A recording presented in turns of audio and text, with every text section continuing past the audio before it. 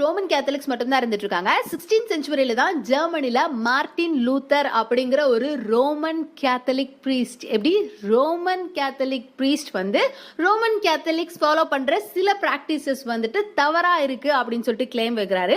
நிறைய practices Roman Catholic follow பண்றதுல வந்துட்டு பைபிளுக்கு அகேன்ஸ்டா இருக்குது அப்படின்னு சொல்றாரு. அதுல ஒன் ஆஃப் த எக்ஸாம்பிள் எது அப்படின்னு பார்த்தோம்னா, நம்ம ஆல்ரெடி பார்த்தோம்ல, பாவ மன்னிப்பு வந்து ரோமன் கேத்தலிக் சர்ச்சஸ்ல வந்துட்டு பண்ணுவாங்க அப்படின்னு சொல்லிட்டு. ஸோ வந்து 16th செஞ்சுரியில நிறைய ரோமன் கேத்தலிக் சர்ச்ல வந்துட்டு பாவ மன்னிப்பு சீட்டு அப்படின்னு காசுக்கு விற்க ஆரம்பிச்சிட்டாங்க. அதாவது காசு கொடுத்து பாவ மன்னிப்பு சீட்டை வாங்கிட்டு போயிட்டு பிரீஸ்ட் கிட்ட போயிட்டு தங்களோட பாவங்களை வந்து கன்ஃபஸ் பண்ணோம் அப்படின்னா அவங்க வந்துட்டு பாவ மன்னிப்பு வழங்குவாங்க. அதாவது காசு கொடுத்து பாவ மன்னிப்பு வாங்குற மாதிரி. ஸோ இந்த மாதிரி பாவ மன்னிப்பு சீட்டை காசு கொடுத்து வாங்கி பாவ மன்னிப்பு வாங்குறது இதெல்லாம் வந்து பைபிள்ல இல்லவே இல்லை, பைபிளுக்கு அகேன்ஸ்டா இருக்கு. ஸோ இந்த மாதிரி நிறைய விஷயங்கள் ரோமன் கேத்தலிக் சர்ச்ல வந்து தவறா பிராக்டிஸ் பண்றாங்க அப்படின்னு சொல்லிட்டு ஸ்ட்ராங்கா மார்ட்டின் லூத்தர் வந்துட்டு கிளைம் வைக்கிறாரு. தென் அவருக்கு சப்போர்ட் பண்ணி நிறைய ஒரு பெரிய பாப்புலேஷனே வந்துட்டு ஆமா ரோமன் கேத்தலிக்ஸ்ல ஃபாலோ பண்ற நிறைய விஷயங்கள் வந்து தவறா இருக்கு அப்படின்னு சொல்லிட்டு அவர் பக்கம் ஸ்டாண்ட் பண்றாங்க. அப்படியே வந்து அந்த அந்த விஷயம் வந்து ஒரு பெரிய விரிசல் ஆகுது. கிட்டத்தட்ட ஒரு போர் அளவுக்கு போச்சு அப்படின்னே சொல்லலாம். ஹிஸ்டரியில இது வந்து ரொம்பவே ஒரு பெரிய நிகழ்வு. இது வந்து ரிஃபர்மேஷன் அப்படின்னு சொல்லுவாங்க. ரிஃபர்மேஷன் அப்படிங்கிறது ஹிஸ்டரியில ஒன் ஆஃப் த ஒரு பிக்கஸ்ட் இன்சிடென்ட் அப்படின்னே சொல்லலாம். ஸோ ரோமன் கேத்தலிக்கா போயிடுறாங்க. அவங்க தான் ப்ரொட்டஸ்டன்ட்ஸ். ப்ரொட்டஸ்டன்ட்ஸ்னா அவங்க கீழே இருக்கிற பிரான்ச்சஸ் தான் வந்து இந்த Lutheran, CSI, Baptist, Anglicans and etcetera etcetera hundreds of thousands branches, பிரிவுகள் இருக்கு ப்ரொட்டஸ்டன்ட்ஸ் கீழே. ஸோ இதுதான் ப்ரொட்டஸ்டன்ட்ஸ் அண்ட் ரோமன் கேத்தலிக்ஸ் பிரிஞ்சு போனதுக்கான வந்து ஒன் லைன் ஹிஸ்ட்ரி. இதை வந்து ரிஃபர்மேஷன் அப்படின்னு சொல்லுவாங்க. ரிஃபர்மேஷன் பற்றி இன்னும் டீப்பாக படிக்க படிக்க ரொம்ப ரொம்ப இன்ட்ரெஸ்டிங்காக இருக்கும். கண்டிப்பாக போய் தேடி படித்து பாருங்க. நான் இதோட இந்த டாபிக்கை வந்து முடிச்சுக்கிறேன். இதுக்கு மேல கண்டினியூ பண்ணா ஏதாவது. Katharina, eines Tages wirst du uns sehr dankbar sein. Wir schenken dir das ewige Leben. Willkommen, Katharina. Vater, nein! Vater, nein! So, jetzt komm! Dr. Martinus Luther. Eure Schrift von der Freiheit eines Christenmenschen hat uns tief bewegt und lässt uns am Klosterleben zweifeln. Fräulein von Bora, lasset das Klosterleben hinter euch und schließet euch unserer Bewegung in Wittenberg an. Zeigt der Welt, dass wir diejenigen, die sich dem Antichristen in Rom gegenüberstellen, hier mit offenen Armen empfangen. Ihr werdet heiraten müssen. Wen? Irgendwen. Ihr seid ja schon recht alt. Da will ich wenigstens wissen, ob ihr gesund seid. Lasst mich eure Zähne sehen. Ich weiß, ich sollte keine Angst haben. Ich habe Angst, weil du weggehst. Und du? Was passiert mit dir? Ich habe den Mann gefunden, den ich heiraten werde. Martin Luther. Bist du von Sinnen? Luther? Ich verspreche euch, ich werde euch niemals von eurem Werk abhalten. Katharina von Bora ist eine hochmütige Adlige mit Ansprüchen. Ein Martin von allen Frauen dieser Welt, nicht ausgerechnet die. Lasst ihn einfach in Frieden.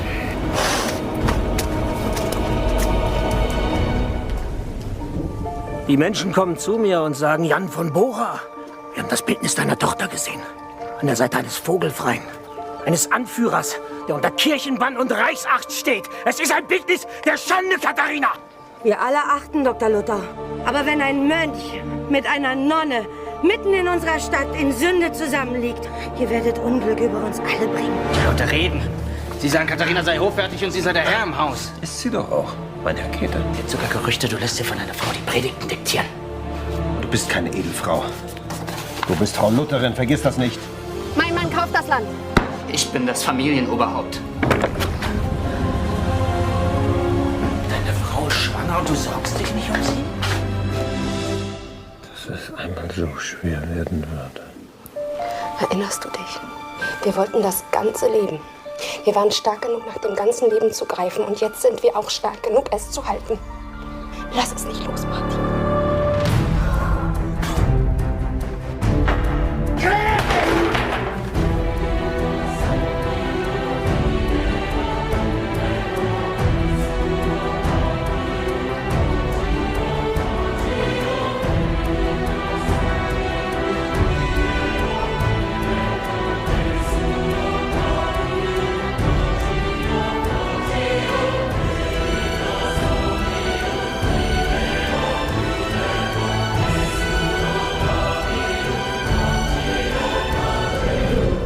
bemerkenswerte Frau. Katharina Lutheran.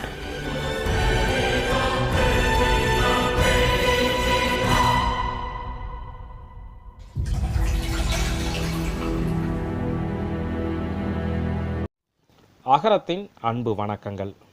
இந்த வீடியோவில் தேவரடியால் என்ற புனிதமானவர்கள் எப்படி நம் சமூகத்தாலும் ஆண் ஆதிக்கத்தாலும் தேவடியால் என இழிவுபடுத்தப்பட்டார்கள் என்பதை தான் பார்க்க போகிறோம். தேவதாசி என்ற சொல்லுக்கு இறைவனுக்கு பணி செய்யும் பெண் என்பதே அர்த்தமாகும். இதுதான் நம்முடைய தமிழில் தேவரடியால் என்பது நடைமுறை வழக்கில் தேவடியால் என வந்தது. தேவதாசி பெண்கள் உண்மையிலேயே கலையரசிகள் என்றுதான் சொல்ல வேண்டும். ஓவியம், நாட்டியம் போன்ற கலைகளில் இவர்கள் பெற்றிருந்த தேர்ச்சி, அர்ப்பணிப்பு, இக்கலைகளுக்கு இவர்கள் ஆற்றிய தொண்டுகள் வேறு எவருமே கற்பனைகளில் கூட தொட முடியாது. இந்த தேவதாசிகள் கடவுளின் சன்னதியில் நடனமாடுவது என்பது முனிவர்களுடைய தவத்திற்கு சமமானது. அதேபோல புராணங்களோ தேவதாசிகள் இந்திரனுடைய மகனான ஜெயந்தனை காதலித்ததன் விளைவாக மனித பெண்ணாக பூமியில் பிறந்த ஊர்வசியுடைய வாரிசுகள் என்றே புராணங்கள் கூறுகின்றன. இவர்கள் கலைக்கு ஆற்றிய தொண்டிற்கு விலை மதிப்பு என்பதே கிடையாது. நம்முடைய இலக்கியத்தில் இவர்களை தளிச்சேரி பெண்கள், பதிலியால், மாணிக்கம் என்றெல்லாம் பெயரிட்டு அழைக்கிறார்கள். சைவ ஆகமங்களில் இவர்களை சிவனின் அடியார்கள் என பெருமைப்படுத்தி ருத்திர கணிகை என்ற சிறப்பு பெயரை இவர்களுக்கு தருகிறது. இந்த ருத்திர கணிகையர் என்ற சொல்லக்கூடிய தேவரடியாள்கள் கால் சுண்டு விரலிலிருந்து தலைமுடியின் நுனி வரை இளமை பொருந்தியவராகவே இருப்பார்கள். நடைமுறையில் மென்மை, நடத்தையில் மேன்மை, உடலில் தூய்மை கொண்டு வெண் மலர்களை தலையில் சூடிய சந்தன மலர்களாக தோற்றமளிப்பார்கள். பேராசை, கபடம், வஞ்சகம் என்பதெல்லாம் அவர்களை கண்டாலே மண்டியிட்டு வழிவிடும் என்று ஆகமங்கள் கூறுகின்றன. பதிலியால் என்று சொல்லக்கூடிய தேவதாசி பெண்கள் மலம், மூத்திரம், வியர்வை ஆகிய அசுத்தங்கள் நிறைந்த மனிதர்களை கணவனாக கைப்பிடிக்காமல் பரமனுக்கே தன்னை முழுமையாக அர்ப்பணித்தவர்கள் ஆவார்கள். அதேபோல ருத்திரக்கணிகை என்று சொல்லக்கூடிய தேவதாசி பெண்கள் இறைவனுக்கு நாட்டிய தொண்டுகள் செய்தாலும் கூட ஒரு கணவருடன் வாழ்க்கை நடத்துவார்கள். இன்றளவும் தேவதாசி பெண்கள் என்றால் அவர்கள் இசை வேளாளர்கள் என்ற ஜாதியை சேர்ந்தவர்கள் மட்டுமே என்ற கருத்து நிலவி வருகிறது. அது முற்றிலும் தவறான கருத்தாகும். தேவதாசிகள் அந்தன பெண்கள் தொடங்கி அனைத்து ஜாதி பெண்களும் தேவதாசிகளாக இருந்தார்கள் என்பதே நிதர்சனமான உண்மை. நம் நாட்டில் பிறகு வந்த சமூக பிரச்சனையால் இறைவனுக்கு தொண்டாற்றிய, இறைவனுக்காகவே வாழ்ந்த, இறைவனே தன் மணாளன் என்று தன்னையே இறைவனுக்காக அர்ப்பணித்த இந்த தேவதாசிகள் பல கொடுமைக்கும் பல இன்னல்களுக்கும் ஆளாயினர். ஒரு தேவதாசிக்கு பிறந்த ஒரு பெண் குழந்தை தேவதாசியாகத்தான் இருக்க வேண்டும் என்ற சமூக கட்டாயம் பிற்காலத்திலேயே தோன்றியது. கடவுளின் தொண்டுக்கு தங்களை முழுமையாக அர்ப்பணித்து கொண்ட தேவதாசிகள் ஒரு சமூகமாகவே உருவெடுத்த பின்னரே சில கொடுமைகள் உருவாகின என்றே சொல்ல வேண்டும். ஆலய பணி மட்டுமே செய்து வந்த அவர்களிடம் இறைவனும் மன்னனும் ஒன்று என கூறி அவர்களை ராஜ சபைகளில் நடனமாட செய்வதும் ராஜதாசிகளாகவும் மாற்றினார்கள் இந்த ஆணாதிக்க சமூகத்தினர். மன்னர்களுடைய தாசியாக மாற்றப்பட்டதன் விளைவு அவர்கள் விபச்சாரியாக்கப்பட்டார்கள் என்பதே நிதர்சனமான உண்மை. ஆரம்ப காலகட்டத்தில் ஒரு கோவிலுக்கு பெற்றோர்களே தன் பெண் குழந்தைகளை தேவதாசிகளாக அர்ப்பணித்தார்கள். பிறகு காலம் செல்ல செல்ல தன் மகளை அர்ப்பணிப்பதற்கு பதிலாக ஏழை பெண்களை விலைக்கு வாங்கி கோவிலுக்கு தேவதாசியாக அர்ப்பணித்தார்கள். ஏதோ வேண்டுதல் போல. கோயில் கருவறை வரை சென்று பூஜை செய்யும் தகுதி படைத்த தேவதாசிகள் பணக்காரர்களின் படுக்கை அறை பதுமைகளாக போனது மதம் செய்த கொடுமையல்ல, மனிதன் செய்த கொடுமையே ஆகும். ஒரு தேவதாசி பெண் இறந்துவிட்டால் கோவிலின் மூலமூர்த்திக்கு அணிவிக்கப்படும் புனித ஆடையானது கொண்டு வரப்பட்டு இறந்து போன தேவதாசியின் உடலில் போர்த்தப்படும். பிறகு இறுதி யாத்திரைக்கு எடுத்துச் செல்லப்படும் போது அவளின் உடலை ராஜகோபுரத்தின் வாசலில் 1 நிமிட நேரம் நின்று செல்லும் மரபு இருந்தது என்றால் தேவதாசி பெண்களை எவ்வளவு புனிதமாகவும் எவ்வளவு கௌரவமாகவும் கடவுளுக்கு சமமாக நடத்தினார்கள் என்பது நமக்கு புரியும். தேவதாசி பெண்களை கண்ணால் பார்ப்பதே மகா பாக்கியமாகும். உயர்ந்த அந்தஸ்தில் இருந்த இந்த தேவதாசிகள் தரம் கெட்டவர்களாக, காசுக்கு விலை போகும் விபச்சாரிகளாக மாற்றப்பட்டதற்கு காரணம் நம் சமூகமே. இப்படி சிறப்பு வாய்ந்த தேவதாசி மரபானது 1947 இந்தியாவில் தடை செய்யப்பட்டது. மேலும் இது போன்ற தகவல்களை தெரிந்து கொள்ள கீழே உள்ள சப்ஸ்கிரைப் பட்டனை அழுத்தவும். நன்றி.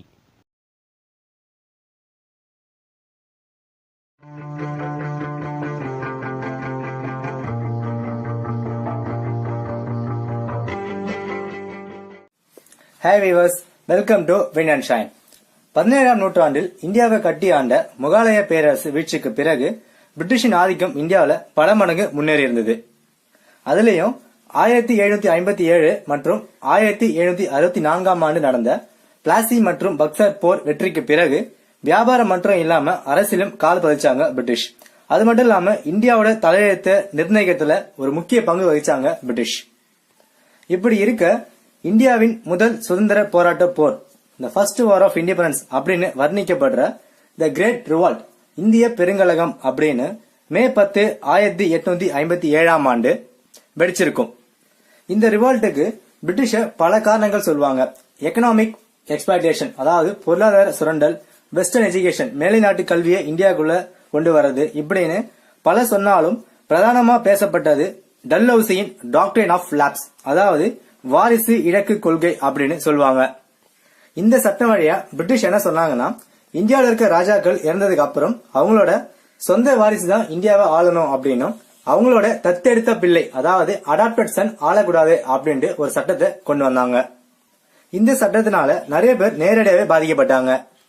ஆனா இந்த போராட்டம்ல பிரதானமா பார்க்கப்பட்ட ஒரு முகம், உங்க கோட்டையை விட்டு வெளியேறுங்க அப்படின்னு பிரிட்டிஷ் சொன்னதும் மெயின் மேரி ஜான்சி நை தோங்கி, அதாவது என் ஜான்சியை நான் கொடுக்க மாட்டேன் அப்படின்னு வீர முழக்கமிட்டு வீர மரணம் அடைஞ்ச வீர மங்கை மணிகர்ணிகா என்னும் லட்சுமிபாய் ஆகிய ஜான்சி ராணி, அவங்கள பத்தி தான் இந்த வீடியோல பார்க்க போறோம். வாங்க என்ன வரலாறு அப்படின்னு பார்க்கலாம்.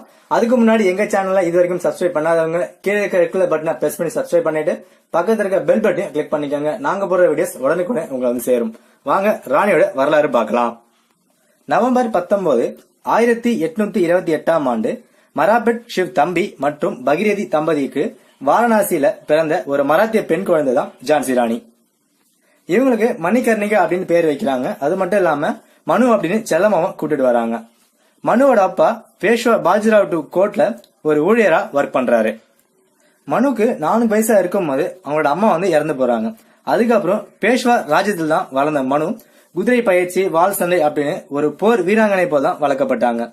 இதுக்கு பேஷ்வா மனுக்கு சப்லி அப்படின்னு ஒரு செல்ல பேரும் வைக்கிறாரு. சப்லி அப்படின்னா பிளேஃபுல், விளையாட்டு பிள்ளை அப்படின்னு அர்த்தம். இப்படி போயிட்டு இருக்க 1842ஆம் ஆண்டு ஜான்சியோட ராஜா கங்காதர் ராவ் நவல்கருக்கு மனுவை திருமணம் பண்ணி வைக்கிறாங்க. ஹிந்து மரபுபடி மனுவோட பேரை லட்சுமிபாய் அப்படின்னு மாத்தி வச்சாங்க.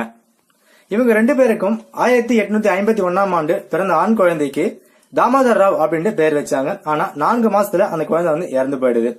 1853ஆம் ஆண்டு கங்காதர் ராவோட உடல்நிலை ரொம்ப மோசமடையுது. அதனால ஆனந்த் ராவ் அப்படின்னு ஒரு பையனை தத்தெடுத்து தாமோதர் ராவ் அப்படின்னு பெயர் மாற்றம் செஞ்சு வளர்க்குறாங்க. கங்காதர் ராவ் மறைவுக்கு பிறகு லட்சுமிபாய் ஜான்சி ராணி லட்சுமிபாயாக அவதாரம் எடுத்தாங்க. இந்த டைம்ல கொண்டு வரப்பட்டதுதான் டாக்ட்ரின் ஆஃப் லாப்ஸ், வாரிசு இழுக்கு கொள்கை. இந்த சட்டம் வழியா பிரிட்டிஷ் முதல் கொள்கையா தத்து பிள்ளைகள் எல்லாமே கொல்லணும் அப்படின்ட்டு ஒரு மோட்டிவா இருந்துட்டு இருந்தாங்க. சோ அவங்க பையனையும் காப்பாற்றணும், ஜான்சியும் காப்பாற்றணும் அப்படின்னு லட்சுமிபாய் போருக்கு போறாங்க. லட்சுமிபாய் போருக்கு போகும்போது ஜான்சி என் உயிர் மூச்சு அப்படின்னு சொல்லிதான் போருக்கே போறாங்க. இந்த போர்ல ஜான்சி ராணியான ஃப்ரெண்ட் தாந்தியா தோப்பு வந்துட்டு அவங்க வந்து ஹெல்ப் பண்றாங்க. சோ வந்து சண்டை போடுறதுக்கு. ஆனா பிரிட்டிஷோட போர் தீவிரமும் அவங்க கிட்ட இருந்த வலுவான ஆயுதங்களாலும் ராணியால ஈடு கொடுக்க முடியல. சோ மிக பெருசா வந்து போயினாக்கா பாதிக்கப்படுறாங்க. பிரிட்டிஷ் கவர்னர் ஹக்ரோஸ் ராணியை கொலை பண்ண ஆர்டர் போடுறாரு. ஆனா ராணி ஆண் போல ட்ரெஸ் போட்டிருந்தால அவங்க வந்து அடையாளம் கண்டுகொள்ள முடியல. பெருசா பாதிக்கப்பட்ட ஜான்சி ராணி மடிந்தாலும் ஆங்கிலேயர் கையில் மடியக்கூடாது அப்படின்னு அங்கிருந்து தப்பித்த ராணி ஒரு பிராமின் ஆசிரமத்துல போய் தங்கி அங்கே வந்து அவங்க உயிரையும் விட்டாங்க. இதுதான் ஜான்சி ராணியின் வரலாறு. இவங்க வீரத்தை கௌரவிக்கும் விதமாக Indian government Lakshmibai national university physical education அப்படின்னு ஒரு காலேஜ் கவாலியர்லயும் திருவனந்தபுரம்லயும் வச்சிருக்காங்க. அது மட்டும் இல்லாம மகாராணி லட்சுமிபாய் மெடிக்கல் காலேஜ் அப்படின்னு ஜான்சிலையும் காலேஜஸ் கட்டி வச்சிருக்காங்க. போரில் தோத்திருந்தாலும் இறுதியில் இறந்திருந்தாலும் ஒரு பெண்ணாக ஆகப்பெரிய பிரிட்டிஷை கலங்கடித்த மனு ஜான்சியின் ராணி இல்ல, 1857ஆம் கழகத்தின் ராணி அப்படின்னே சொல்லலாம். இந்த வீடியோ உங்களுக்கு பிடிச்சிருந்துச்சு அப்படின்னா லைக் பண்ணுங்க, ஷேர் பண்ணுங்க, மறக்காம எங்க சேனலை சப்ஸ்கிரைப் பண்ணுங்க. உங்களோட கருத்துக்களை கமெண்ட்ல சொல்லுங்க. தேங்க்யூ ஃபார் வாட்சிங்.